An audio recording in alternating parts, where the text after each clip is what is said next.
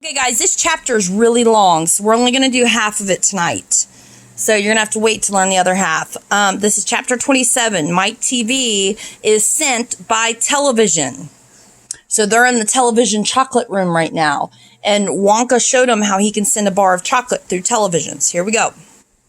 Mike TV was even more excited than Grandpa Joe at seeing a bar of chocolate being sent by television. But Mr. Wonka, he shouted, can you send other things through the air in the same way? Breakfast cereal, for instance. Oh, my sainted aunt, cried Mr. Wonka. Don't mention that disgusting stuff in front of me. Do you know what breakfast cereal is made of? It's made of all those little curly wooden shavings that you find in pencil sharpeners.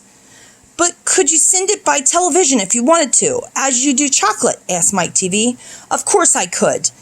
And what about people? Asked Mike TV. Could you send a real live person from one place to another in the same way? A person, cried Mr. Wonka. Are you off your rocker? But could it be done? Good heavens, child, I really don't know. I suppose it could, yes. I'm pretty sure it could. Of course it could. I wouldn't like to risk it, though. It might have some very nasty results. But Mike TV was already off and running. The moment he heard Mr. Wonka saying, I'm pretty sure it could, of course it could, he turned away and started running as fast as he could towards the other end of the room where the great camera was standing. Look at me, he shouted as he ran. I'm going to be the first person in the world to be sent by television. No, no, no, cried Mr. Wonka. Mike, screamed Mrs. TV, stop, come back. You'll be turned into a million tiny pieces. But there was no stopping Mike TV now. The crazy boy rushed on, and when he reached the enormous camera, he jumped straight from the switch, scattering Oompa Loompas right and left as he went. See you later, alligator, he shouted as he pulled down the switch, and as he did so, he leaped out in the full glare of the mighty lens. There was a blinding flash, then there was silence. Then Mike TV ran forward. But she stopped dead. Mrs. TV ran forward, but she stopped dead in the middle of the room, and she stood there. She stood staring at the place where her son had been, and her great red mouth opened wide and screamed, He's gone! He's gone! Great heavens, he has gone, shouted Mr. TV. Mr. Wonka hurried forward and placed a hand gently on Mrs. TV's shoulder. We shall have to hope for the best, he said. We must pray that your little boy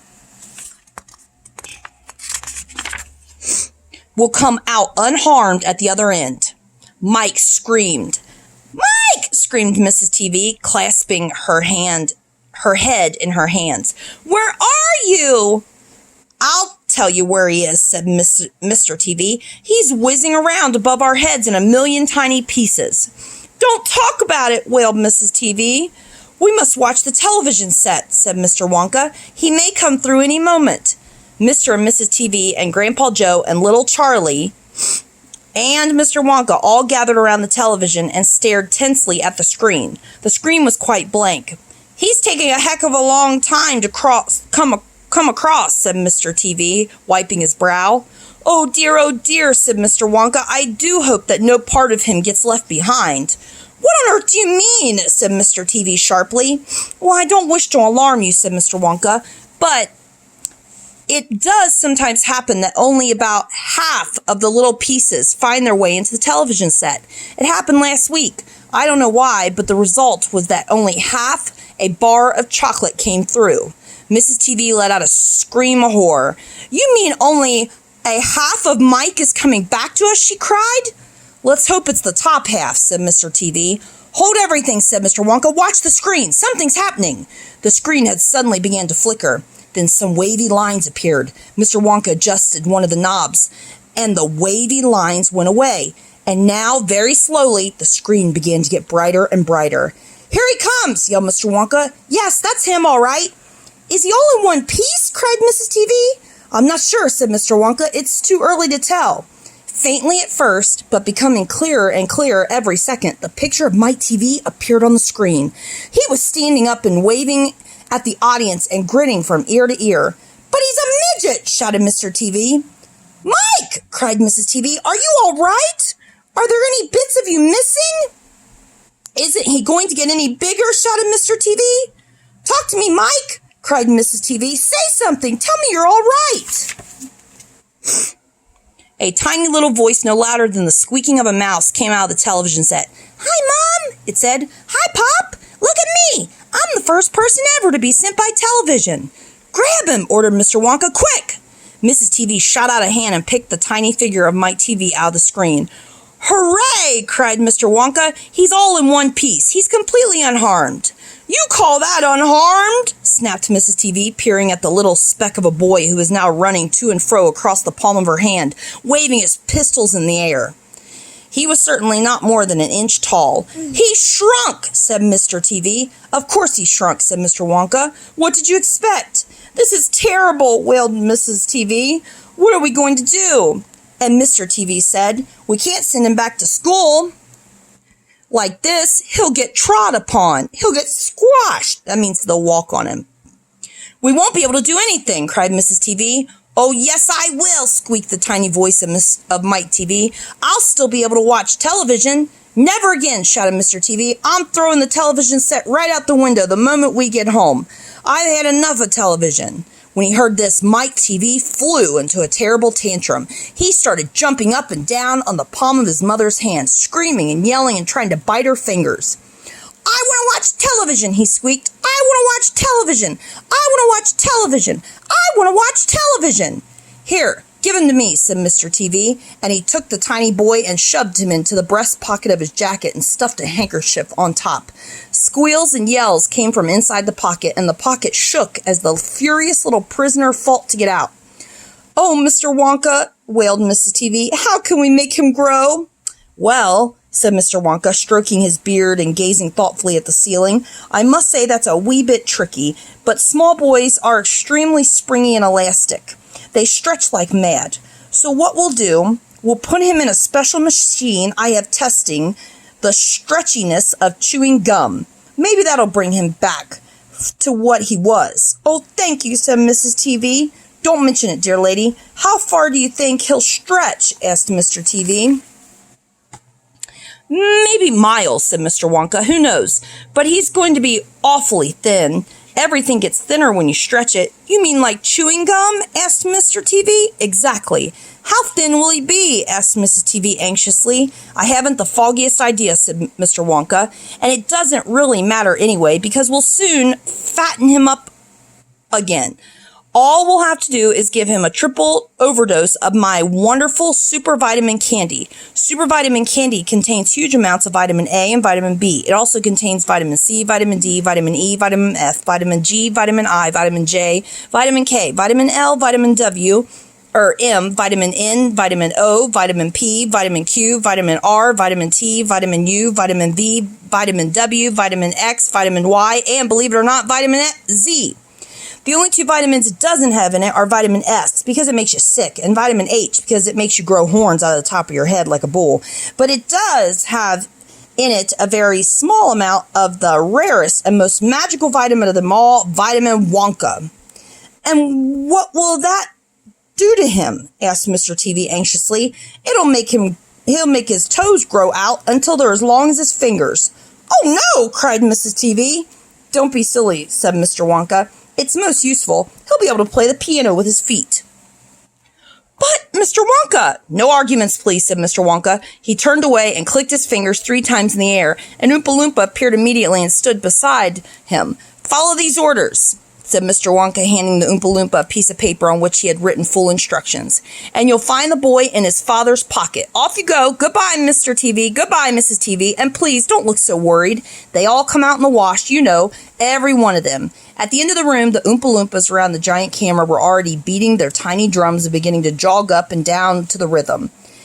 There they go again, said Mr. Wonka. I'm afraid you can't stop them from singing. Little Charlie and Grandpa Joe's hand and the two of them stood beside Mr. Wonka in the middle of the long, bright room, listening to the Oompa Loompas, and this is what they sang. The most important thing we've learned so far as children are concerned is never, never let them near your television set. Or better still, just don't install the idiotic thing at all.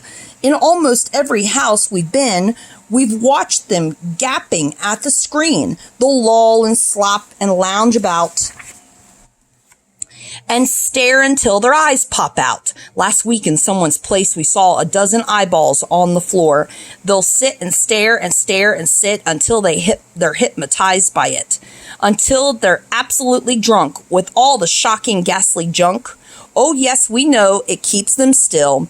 They don't climb out the windowsill. They never fight or kick or punch. They'll leave you free to cook the lunch and wash the dishes in the sink. But did you ever stop to think, to wonder just exactly what this does to your beloved tot?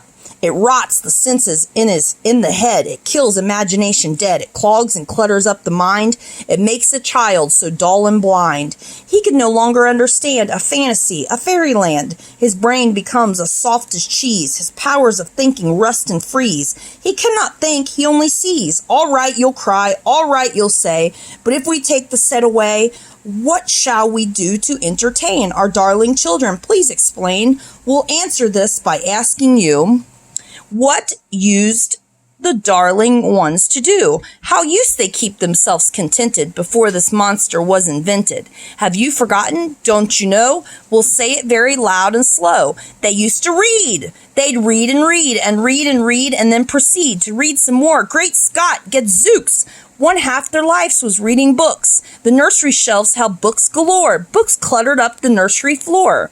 And in the bedroom by the bed, more books were waiting to be read. Such wondrous, fine, fantastic tales of dragons, gypsies, queens, and whales, and treasure isles and distant shores where smugglers rowed with muffled oars, and pirates wearing purple pants, and sailing ships and elephants, and cannibals crouching round the pot, stirring away at something hot. Smells so good, what can it be? Good gracious, it's Penelope.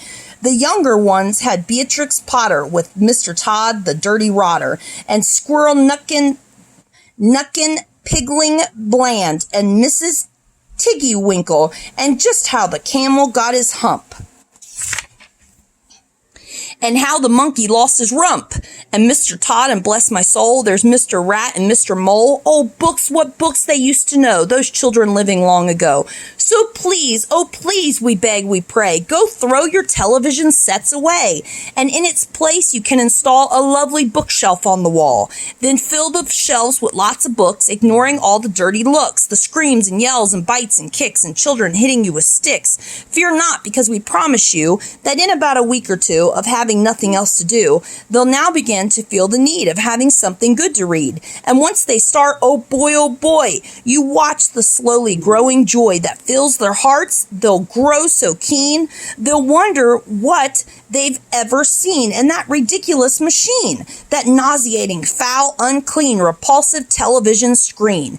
And later, each and every kid will love you more for what you did. P.S. Regarding Mike TV, we very much regret that we shall simply have to wait and see if we can get him back his height, but if we can't, it serves him right.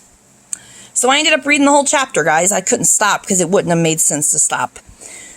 Next chapter is called chapter 28, and it's titled simply, Only Charlie Left. Yay, I like Charlie. Charlie's the only kid left. Hello. Say hi to Wyatt. And Truman. Okay, guys, have a good weekend and answer questions for chapter 27. I hope you're enjoying the book. We're almost finished. Bye-bye, guys.